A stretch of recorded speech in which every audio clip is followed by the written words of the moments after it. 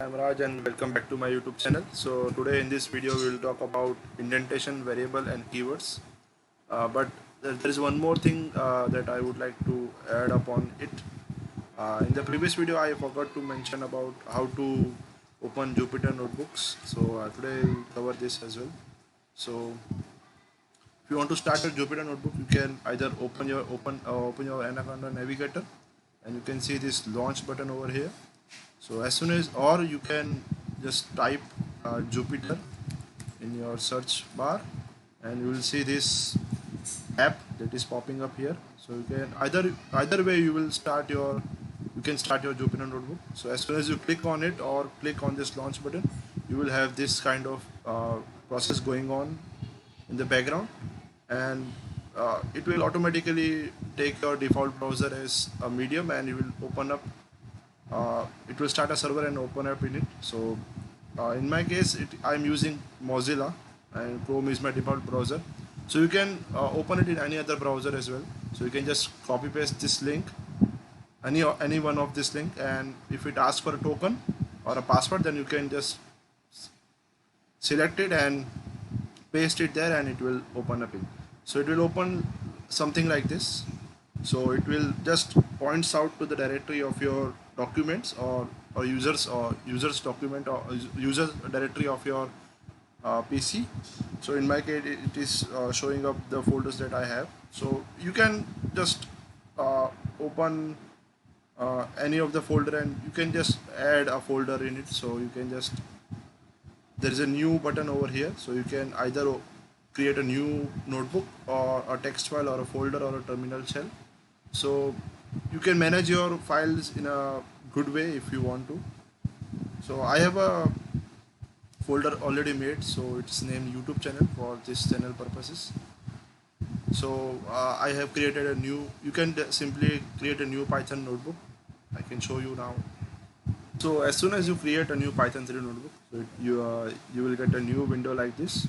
So it is a new Python notebook. So it is untitled. So you can just click on here and you can just change your names. Let's say first notebook. And as soon as you enter, it will change its name, and you can have a blank window, a blank notebook like this. So so I have already created one window here. We'll continue with this. So in Python, the most important thing is indentation. So in other languages and in other programming language, in other frameworks, there is importance about how to uh, organize your code in some blocks. So in other languages and many other languages, they use markers such as, let me show you. They use brackets such as this, and they write all of their code in this kind of brackets. But in Python, this is not the case. We use indentation, or we can say tab spaces, to uh, maintain our code in such a way, in a way that we can use. So I have this as a normal example. So this, you can see these three lines, the if line and the else line, are having the same indentation. So I can say that these all programs belong to a single block. And in this if case and else case, these two lines, the line number 6 and 7, are having an indentation space of one tab space. So these two lines belongs to this if statement. So basically these two lines belong to this if block, and similarly this line number 9 belongs to this else block. So this is the way you can organize your code. Similarly, you can go up to n levels like this. You can simply put a tab space here and then go, and similarly you can go up to n levels. But let me show you an example of indentation. Suppose you want to direct your program based on a certain condition, or you want to implement a short function, or you want to just have a short piece of code that you want for some task. So you can differentiate this segment of code by using indentation. Let's say I want to define a function named calculate sum. So we'll name it calculate sum. Let's say. So after this define line, So all of the code with having after this define all of this code having one indentation space will be automatically decided as it belongs to this function.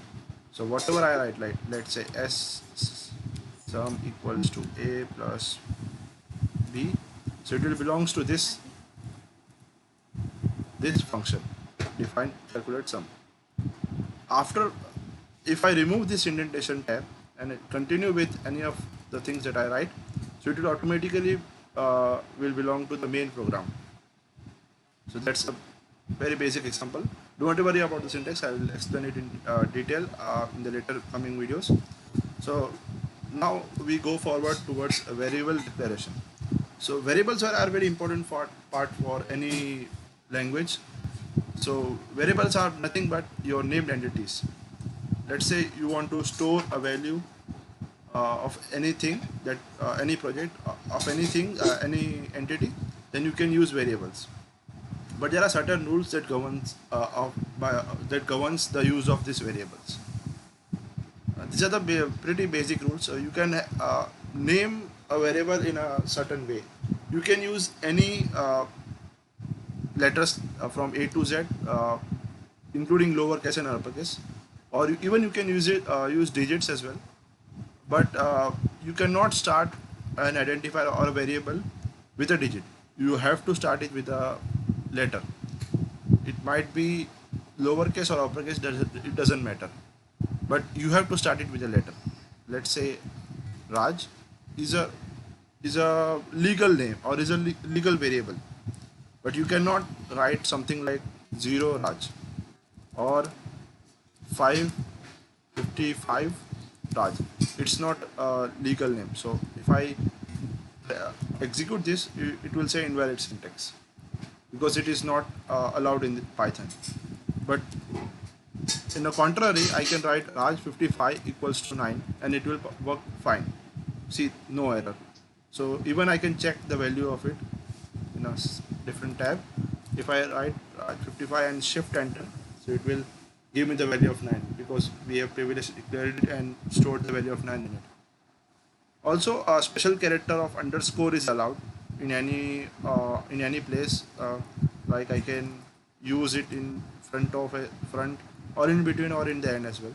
So only a special case of underscore is allowed to be named to be used in variable. All other characters, special characters, any other characters are not allowed, like @ hash, percentage symbol. All of these are not allowed.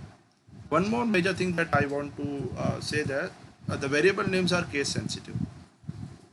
What do you mean by case sensitive? Case sensitive means that if I write computer and if I write computer, sorry,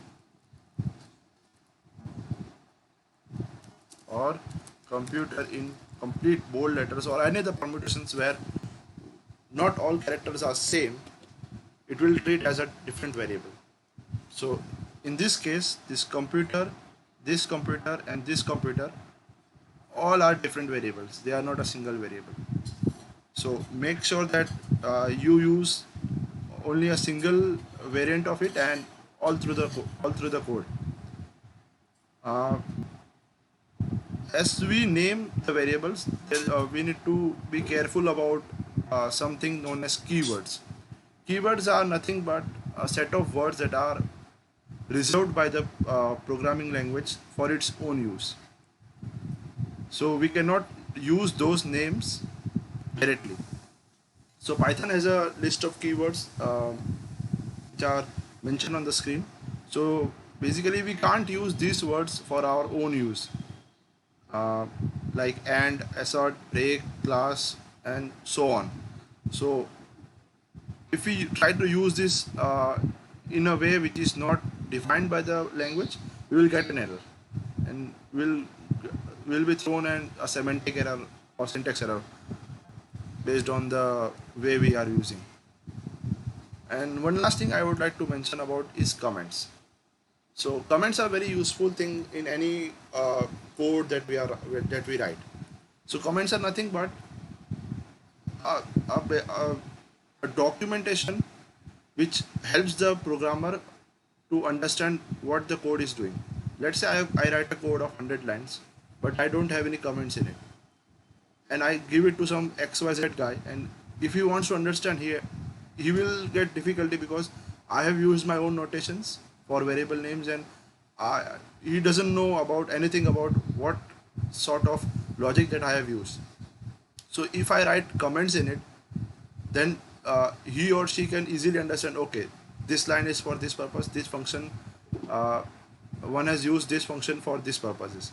But if I don't write comments, then it will be very difficult for the person to understand this code. The comments are not executed by the whatever you write in the comment, it just for the user purpose, it's just for user understanding purposes, not for any other purpose. So there are two ways you can have comments in Python. So one is, first is the single line comment. So basically these are the comments which are just a single line, which are going to be finished in single line. We use hash for it. So whatever you write after hash, let's say Raj is a good boy, or this is the first program. So this line will not be executed. It will just be for my knowledge. But so we can use multi-line comments like this. Let's say I want to now write the same line that I wrote previously in multiple lines. I can use this is a program. Perfectly fine. No errors, just clean code. One more thing that I forgot to mention was we cannot use spaces in between variable names. For example, if I want to write circle height, so I cannot like this, circle space height equals to, sorry, not circle space height, it will be a wrong example, square height equals to 5. So it will be an error, it is not a valid syntax, but I can join them directly, or I can use underscore for it. So perfectly fine, no errors. Thank you for watching this video. If you like the content, please share it among your friends, and have a nice day. Thank you.